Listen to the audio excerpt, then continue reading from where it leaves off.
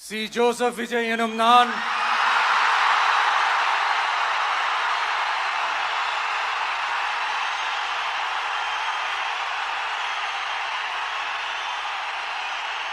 சட்டப்படி அமைக்கப்பெற்ற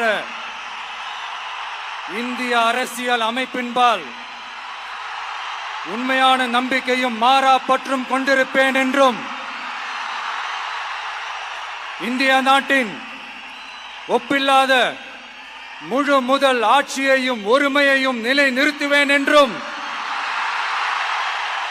தமிழ்நாட்டு அரசின் முதலமைச்சராக உண்மையாகவும் உளச்சான்றின்படியும் என் கடமைகளை நிறைவேற்றுவேன் என்றும் அரசியல் அமைப்பிற்கும் சட்டத்திற்கும் இணங்க அச்சமும் ஒருதலை சார்பும் இன்றி விருப்பு வெறுப்பை விலக்கி பலதரப்பட்ட மக்கள் அனைவருக்கும் நேர்மையானதை செய்வேன் என்றும் ஆண்டவன் மீது ஆணையிட்டு உறுதிமொழிகிறேன்.